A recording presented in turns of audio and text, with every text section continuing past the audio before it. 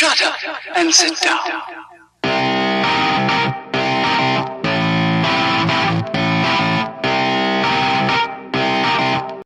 Hello everyone, and welcome into a read out short clip here.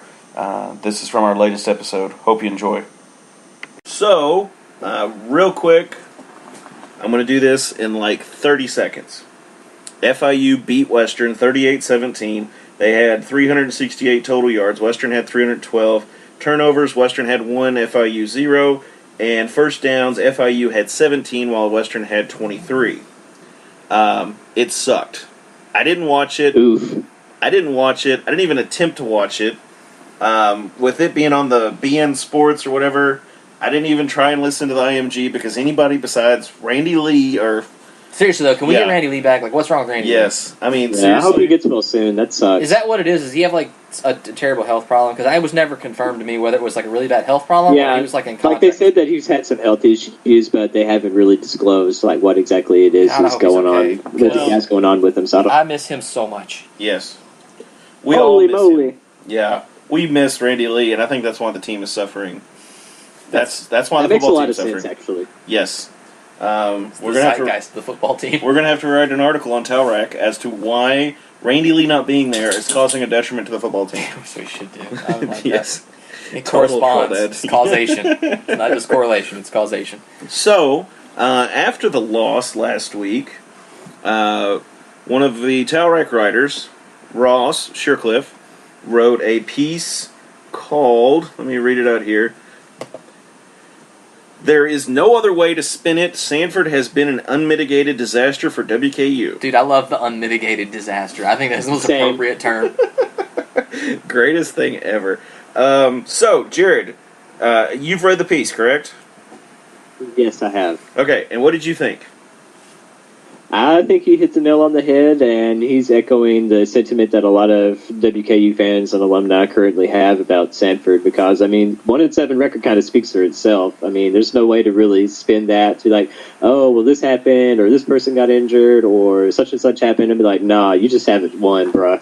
Like, yeah, you're losing. Yeah, he's just suffering so badly that it's awful. Of course, we're going to try and get Ross on the podcast at some point to talk about this, because it is such a good article, and it's gotten a lot of press, really, because of he's saying all of our problems with what Sanford's doing. Excuses.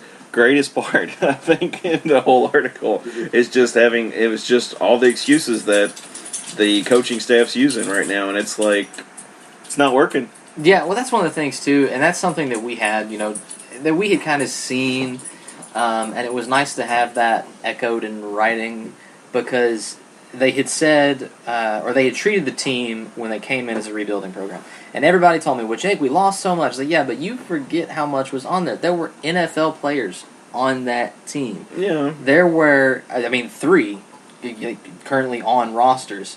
There were playmakers across the board, and one of arguably the best quarterback Western's ever had, and you still couldn't limp to a winning season. Well, he got to 500 his first year. Okay, I'll give him that. Offensive line, I know that was trash, dude. The offensive line, and I'm not cutting the guys down because they're young guys and everything. But they, they just don't have the experience, and you can't take an offensive lineman from high school and put them on a collegiate offensive line. It's faster. The guys are stronger. No, I know it's a lot different. I know we were depleted, but at the same time, the level of talent across the board was still not such that.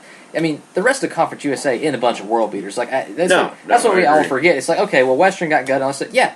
So all the other teams, it's not a bunch of great teams, right? There's a couple of stud players every now and again, and a decent coach here or there, but it's not like we're talking about playing in the Big Ten. Like, we're talking about Conference USA, and a team that, even though it got, some significant losses, should not have. And the worst I told you so ever, after the EKU game, when we struggled offensively against a garbage dumpster of a team, I was like, y'all, we got some problems. Yeah. And everybody's like, Jake, chill out, it's fine, everything's going to be okay. And then we go and pee down our leg against a garbage Illinois team, and I'm like, okay, are we going to talk about how bad he is yet? Because he's real bad. And everybody's like, no, dog, don't worry about it. And then we got to 5-2, and everybody's like, see, Jake, I told you. And then he lost 12-14. So screw you guys. Well, yes, you're right. He's struggling, and of course, it's his first year too. It's my saddest. There's plenty I've of ever told you so excuses. ever. There's plenty of and it's like driving down the road and you have a car wreck and your wife goes, "Yeah, see, I told you so." It's literally the worst. Yeah, yes. you can't do that. But and you can't look away. It's exactly like a train wreck. It is. It's just like a train wreck. But it was last year was his first year. Granted, this year I'm in a different. Last year I was on the fence. I was like, give me a year. Let's see what he does. Well, you talked me off the ledge. You really did. Well, I mean, you have to. I mean, you can't jump off the ledge the first year. I don't know. And he came after a winning coach in Braun. Right. Not unless you're a Florida State fan. They really are, though, man. Are they going to hang? No, not to say that. Are they going to run Willie out of there? Yeah, let's rephrase that, Jake. Are they going to run him out of town? Because it seems like they might. So here's unless he pulls some miraculous end of season stuff like he did in his second year at Western, then it's not looking good. Because Fletcher also said that there was a booster that donated $20 million to their athletic department, and I have a funny feeling where that money is going to be going. Yeah. That's what I was gonna. That was my next question for you. What was Willie Taggart's buyout? But you got that. Yeah, I completely agree. I think he's going to be going. Where does Taggart go next? Does he come back to Western? Hashtag tank for Willie T. I Yes. like it. Tank for Taggart. Would that not be the first thing that pops up? He has a GoFundMe. That's the thing now, though. Willie Taggart has a GoFundMe. Okay, let's see. I am going to try and pull up Willie T's buyout here. No, it was just like why you find it like. There we go. You go ahead, Jay. It's just sad. Like I don't want to spend a whole lot more time on it. It's just sad. I think the article again hit the nail on the head. It echoes it echoes everything that the majority of the fan base is now saying. 12 out of 4, I mean, just win. You're paid to do a job, and you can't do the job. Therefore, you don't get to pay to try to do the job anymore. Everybody's like, "Oh, give him 3 or 4 years." No, I don't want to give him 3 or 4 years. I don't want to go 1-12 for 5 years for a chance at a bowl game again. Trust me, 0-26 is not fun the second time. Yeah, right? We don't want to do that again. Okay. Because at least with that, I mean, it wasn't after 2 consecutive CUSA championships. So that's what makes it so much different this time around.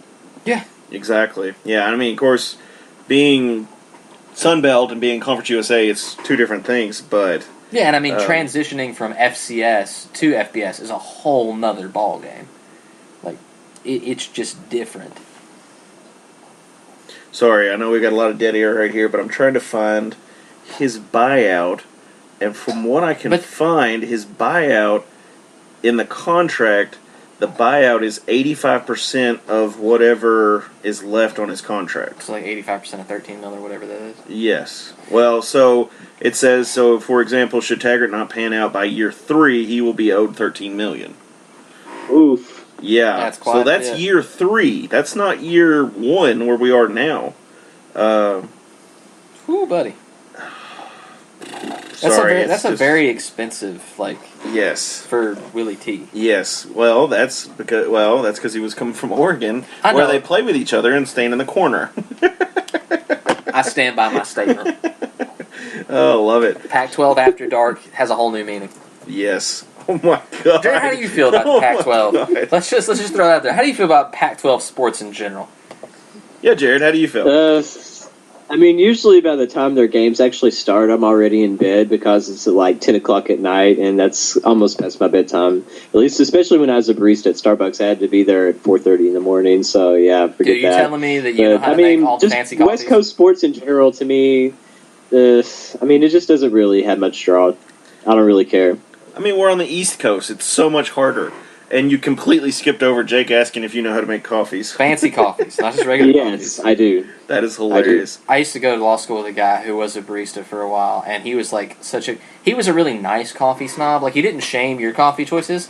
Like, if you wanted to drink garbage coffee from a 38-ounce Bubba cup with a half pound of creamer in it, he didn't care. Yeah. But he definitely would, like, tell me better ways to brew coffee. He's like, oh man, you gotta grind yourself, gotta get a French press. Yeah, that's try how to be too. That's try how to be.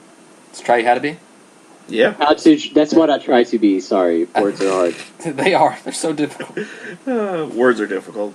Yeah, I can't find out what his buyout is, but I'm sure it's probably around $20 million. At least. Which is how much was donated. Yeah. Just so you know, we need another donor to come out and donate to pay for Sanford's buyout. Can we have another $1 million? Like, if there's any listeners out there with a spare couple $1 million in your pocket, Wester could use your help right now. Exactly. Yeah. Jared said he would make you fancy coffees if you did that. He'll make you so many fancy coffees. Yes, I will. All the coffees. Can you do the latte art? That's all I want to know. You know, I tried, but, I mean, I worked at Starbucks, and we didn't really care to do all that, because, I mean, we have a line all the way out to Scottsville Road anyways, so not really. That's fair. It's probably the line to Scottsville. Yeah, probably. Dude, when we get into basketball, I just want to talk about that for a minute, about Scottsville and Alvaton and stuff, because the commentators were saying things that only, like, Kentucky people that are, like, from here could appreciate, and that made me... What did they say? Okay, so... The football article was great, as opposed to Western football. Moving on to the Campbellsville exhibition, the men's basketball team took the floor for the first time officially. Well, I guess not officially, it's exhibition, but against someone that wasn't themselves. And they were playing with other people, not themselves. They were playing. That was this. They're playing with other people and not themselves, thus more exciting. And it was actually a win, which was great. So one of the things stuff they kept saying, even though Randy Lee wasn't there, I will give the dudes on the call credit, because they said things like, he took that shot, he looks like he hit it from Scottsville. And you're like, yeah, you know, nobody else from around. It's like, anybody watching on this Facebook stream probably doesn't know, because they're from out of state, you know, like displaced Hilltopper fans, but it's like, he was like, boy, he was going there from Alvaton. And I was just like, does he have like weird? A map in front of him? And he goes, if it's man, they took that shot from Richardsville. If it's a 17-footer, it's Alvaton. If it's a 3 in general, it's from Scottsville. If it's half court, it's from Richardsville. You're like, what the? But no, it made me laugh. That was actually kind of one of my. That is hilarious. One of the things I enjoyed about the game. Yes, and what a nail biter that game was. Western winning 119 or something. Yeah, no, 91 to 66. There you go. Yeah. So, takeaways from the game, Jared. What do you see as far as the way the guys are playing, how everything's looking? You're kind of our reporter on the ground for this. Yeah. Well, kind of segueing into that, I actually tried the whole new thing that they're doing, because they're not letting people park in PS1 anymore, which is probably a good thing, because I never really liked having to park in there if I had to, which usually I didn't. But I tried the whole taking the shuttle from PS3 Egypt over to the Diddle. And it wasn't bad. I mean, I got there before a lot of people did. You just got to be quick to leave. But, I mean, if that actually fixes any of the parking stuff, probably not. I mean, we all know it's a literal dumpster fire when it comes to parking. But as far as the actual play, the important things, I mean, the first half, I mean, it's about what you would expect, especially with a lot of new players and freshmen and stuff like that. There was a lot of sloppiness. There was a lot of rust to shake off. But at the end of the day, these guys essentially goofed around and scored 91 points without Tavion Hollingsworth. Yep. And Charles Bassey effortlessly got a double-double, 12 points, 11 rebounds, all defensive rebounds. But, I mean, Anderson, I'm sure you guys remember when I was on this same podcast, and I had this hot take saying Josh Anderson's going to lead the team in scoring this year, and y'all were probably thinking, man, this guy's nuts. Why did we let this guy on here? But hey, 22 points last night, led the team, had 6 steals, was killing on defense. And Jared Savage looked really good. Yes. Your guy right there. I do like, man. But honestly, just looking at the box score already, I mean, this team is going to easily have at least 5 or 6 players at least get double digits every single game. That's exciting. Not far-fetched at all. That's exciting. I'm loving this. Go ahead. I was going to say, like, one of the things that stuck out to me that I didn't really know in the game until I looked at the box score later was that we only had one player play. And I get it was an exhibition game, so he was using a lot of different lineups. But Jared Savage was the only guy to play 30 minutes, like, or more. That's right, because he puts in the work. Well, that's what I'm saying. Like, we'd have to have people on the floor constantly. Now, I know it's an exhibition game, but what that says to me is that because the minutes are evenly distributed, it means you're going to have a lot of fresh legs, which means we're going to be able just to athleticism-wise, like, outplay a lot of the teams in Conference USA, and maybe even some of these Power 5 teams that we're going to play. I mean, you figure Arkansas and who knows what Washington actually is, Wisconsin, but you're going to be able to keep the pressure on them, and that's super important. The takeaways for me was, one, Deshaun Murray is like, he brought some energy to that, even in an exhibition game. I mean, it may not have shown up. I mean, I know he scored like 14 points and had some rebounds and he didn't have a lot of rebounds, actually. But he played with like a lot of defensive energy. He had quick hands. I mean, so he was, diving on stuff. It looked like he came to play even against like baby Campbellsville. I was super duper impressed with how fast Jared Savage is. Mm-hmm. You can't ever tell when a guy comes from Austin Peay how good he's going to be. I know he played at Central, but the dude looks different. As I was telling you guys like in the chat last night, he's quick. And he's going to... I know Anderson had a crap ton of steals last night, and I don't know if it was because Campbell was just bad or just because he happened to be kind of a ball hawk, but I think Savage is going to be your guy who's going to be, like, coming in, like, poking the ball out from the ball handler and like, moving down the court with it. And how about Delano Banton looking like a guard? Holy crap. Yeah, I mean, if you look at the numbers, I mean, you got Bassey with 26 minutes, Savage 30 minutes, you got Anderson with 28 minutes, Omar 29 minutes, and then Banton coming in with 26. The only one coming in closer is Murray.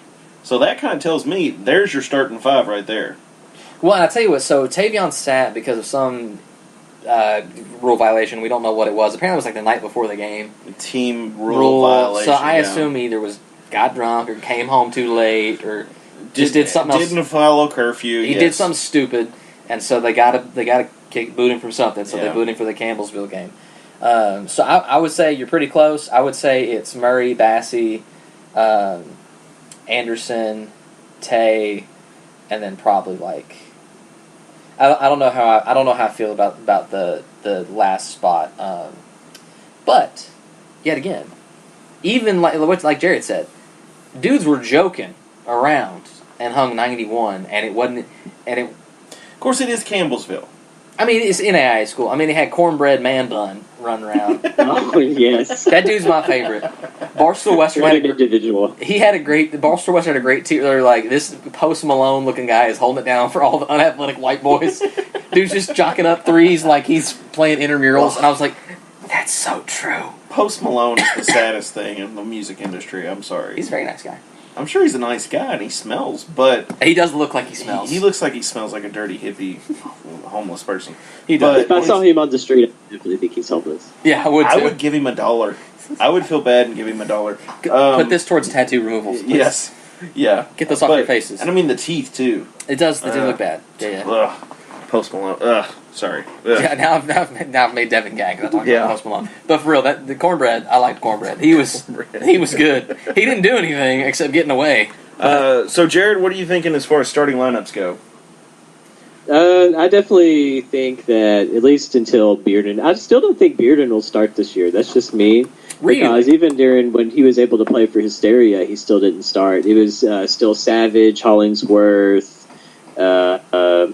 Murray, Bassey, and who else? I can't even remember who the other guy was. I saw Anderson, duh. Yeah. But yeah, that's going to be your starting five is those guys. But I thought some of the lineups that Stansbury used was really interesting. But particularly, this was what I thought was the most interesting lineup. It was Banton on point. Yep. And then it was Anderson and Savage. And then he had Merrick Nelson on the floor and had Tulu Smith in there as the five. And I thought that was a very interesting lineup because it's basically all guys that are like 6'5", 6'6", around that, and I mean taller. I mean he had a 6'8" point guard, but it was really interesting because I put in my front court bitch preview or whatever, talking about how maybe like as a wild card that Merrick Nelson could play the four as like some small ball, but even still, I mean that's not like that's a real small ball because he's 6'8" point guard. Yeah, he's not small. Yeah, your front court bench preview was really good. I thought it was really very informative. I tried to cover all my bases, and I think I did, but we'll see. I mean, coach can always throw a curveball. It depends on what works and what doesn't. So what do you think, like, defensively? They went from, like, a 1-3-1 to, like, a 2-3 zone. what do you think is going to be the one they run the most? Because to me, the 2-3 didn't look that good, to be honest with you. They were letting a lot of 3 balls fly. And I know last year they played a lot of 1-3-1. Well, with the 2-3 zone, you're going to let a lot of 3s fly though. Yeah, but you got to. I know you got to engage it. I understand. Yeah, but if they're shooting, 50% from 3, you got to do something. Yeah, and that's Yeah, because just thinking about us playing Marshall using the 2-3 zone makes me really scared. I would never, never support that. Well, could this just be a zone because of Campbellsville? Yeah, he said in the press conference, and it's totally fair. I'm not dogging for it at all. He was testing lineups, different defensive looks, just trying to see who could play what. I mean, if you looked, one of the things that I noticed about Banton was he was. I don't know if you saw this, Jared, but a lot of those open 3s were his fault. He was slow to shift and to switch guys, and that's just because he's a baby. Like, that's just part of it. Yeah. And this is the game, and like Wesleyan's the game where you figure that out. Yeah, I mean, and we'll probably see some more experimentation on the Kentucky Wesleyan game, and I'm fine with that. I'm good with that. I want them to kind of get in their groove, see whatever who works well together, and let's just play. Well, and there were a lot of miscues. Like, there were a few passes that went awry. Like, there was some, like I told you guys last night, there were some really impatient, they're just goofing around trying to dunk the basketball possessions. I fully and Stans chewed them when they did. I mean, there was one where the one where Anderson kind of like fell and hurt his hip a little bit. You could see he was visibly upset, and part of that was when he came off the floor, Stans is chewing him like, "What in the crap are you doing? You can pass the ball." What are you doing? You ain't Kobe. Go on. What are you doing? I know you want to dunk, son, but pass the ball. Get to 2 points. Hey, I'm tickled with everything I'm hearing as far as that goes. Of course, the game on Saturday? Yes, that's Saturday. Right? Yes, that is against Wesleyan, another exhibition. It is on the Hilltopper Sports Network? Satellite Network. I was like, there's 2 S's, but I don't know. That confuses me every time. Jared, are they going to put that one on Facebook, you think? I don't know. I'm interested to see if they do that with just all of the home games or all of the ones that aren't going to be on like a major network, or just like how often that's something that they're going to do, because I feel like they could get a lot of traction with that. And I didn't get to watch it. I mean, obviously I was at the game. I mean, were you guys kind of impressed with it? Did you like it? I watched I didn't get the first half of the first quarter of the game I didn't get to see. But the rest of it I did watch just on the stream, and I was impressed. There were a few times when because of just the way Facebook works with their live stream, it was a little odd. It would like black out for a second, go to the page and navigate back. Sometimes coming out of timeouts, it might have been a little chunky, but the quality was, it's better than Stadium. Yeah. I mean, to be fair, it's better. The scores aren't in a weird spot. The only thing that I would comment on is I would like to be able to see the shot clock on the screen, because they don't have the shot clock counter on there. Yeah. I think it's because technologically it's difficult to keep up when you've got students running it, and that's cool. It was for a free stream that I could watch on my phone while I was doing stuff at the house. Like, it was awesome. I mean, it's pretty good. I completely agree with that. And I didn't have to pay for it. Yep, and you didn't have to pay for it. I would like to see a live stream from section 116 or so. Yeah, right. I think that would be pretty interesting. You can do 115 and get Matt McKay. That's where he's at. He's really close to where I'm at. He's in 115. Nice. Yeah, see, that would be great. If we could have 2 different streams going at the same time, then we could get different angles. You could have 2 different periscopes going at the same time. But one for Facebook, one for Twitter. Exactly. Yeah, and I don't understand how they can knock or tell you that you cannot do that. As if they're live streaming it and you're watching it for free, why couldn't other people live stream it? I don't think it's that other people can't live stream it necessarily. Yeah. I think you probably couldn't charge people or throw it to your website maybe. But if you were just on Twitter or you were just periscoping it, first off, how are they gonna know? Exactly. That's a good question. You're not gonna know. No, exactly. Unless you're getting 3,500 viewers and somebody's tweeting them about it. Yeah, there's 80 million shares. Yeah, I don't see how they would ever do this guy sharing the game on Twitter is great. This is awesome. I didn't have to pay for anything. Yeah, he's in section 116. He keeps sneezing. I think he might have a cold, but it's pretty good otherwise. See, and that's my thing. I think they should reward fans, because I've been paying $5 a month for ESPN Plus, and it's not paying off for football whatsoever. True. They should grandfather you into They should just let us go and just let everything just flow. And that's my only real complaint, I think, with basketball is we're kind of bouncing around. I know football did somewhat between ESPNU, ESPN networks, ESPN Plus, ESPN3, SEC Network when we play Arkansas, and then the Hilltopper Sports Network. So they at least got all of them televised. I am pretty good with that. And if everything keeps going with stands, you'll see more national coverage they'll get because you'll have better matchups at the non-con. You'll have more traction going into like the end of the year, so your games get picked up more.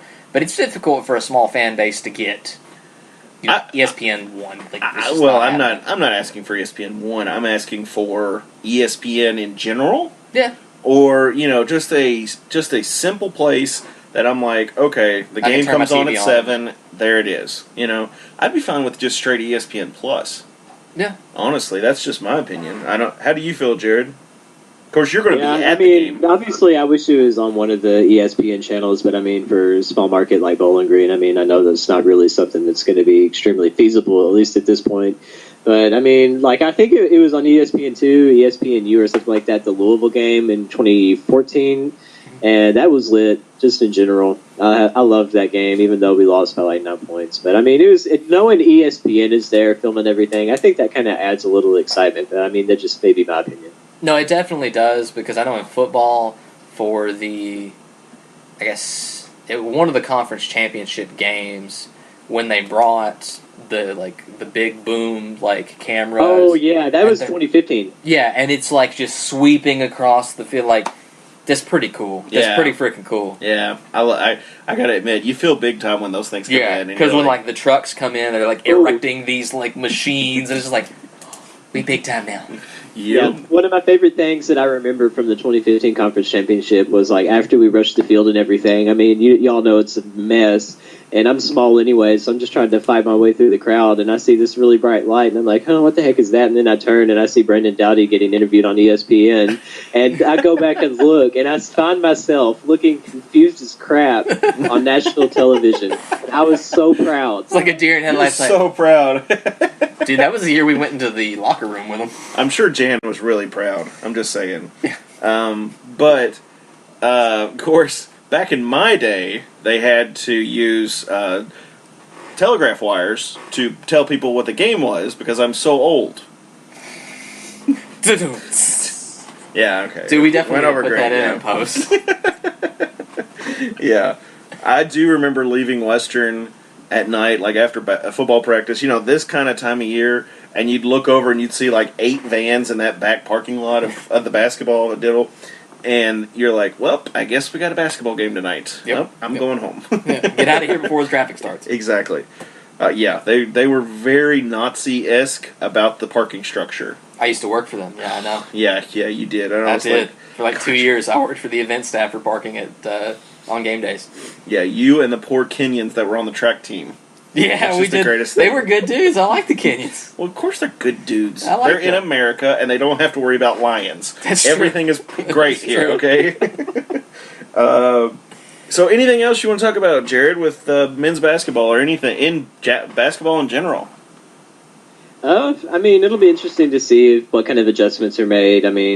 On defense especially. Hopefully they'll close out on 3-point shots. But, we'll see. It's already less than a week now. A week from yesterday when the first official game against Washington is in Seattle. So just getting down to the nitty-gritty. Yeah, that's going to be exciting. I hope the Tops do well. Coming out, if they could come out and get a ranked win their first week. Yes, that would be so great. Of course, it will be their probably biggest opponent so far.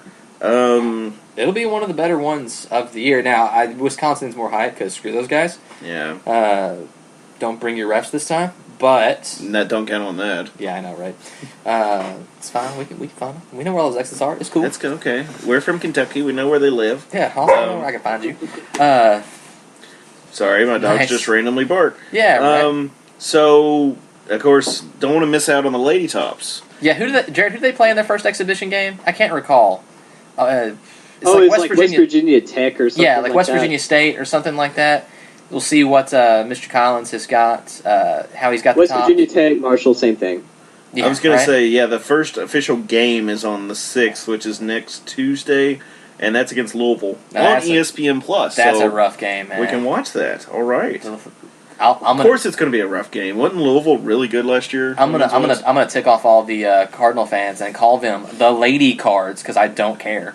I know. Why do you have to be so gender specific? Yeah, right, dude. Louisville. Some of Louisville people, the Louisville media, they get mad when you say Lady Cards because that's not their official name anymore. Yeah. I was like, I'm sorry, the girls' team that I follow are still the Lady Tops, so you can pound sand, Louisville. I want you to be good, but don't get all pissy. Sorry. Yeah, hit the bricks. I'm sorry. Yeah, but they are. Lady Cards are real damn good. Like, they're real good. Jeff Walls is a machine. So that one, if you can even hang with them with a new coaching staff and losing some key players last year, like, I'd be happy with that. Hope you enjoyed the clip from our latest episode. Subscribe for our weekly Read Out podcast. And always remember, go Tops.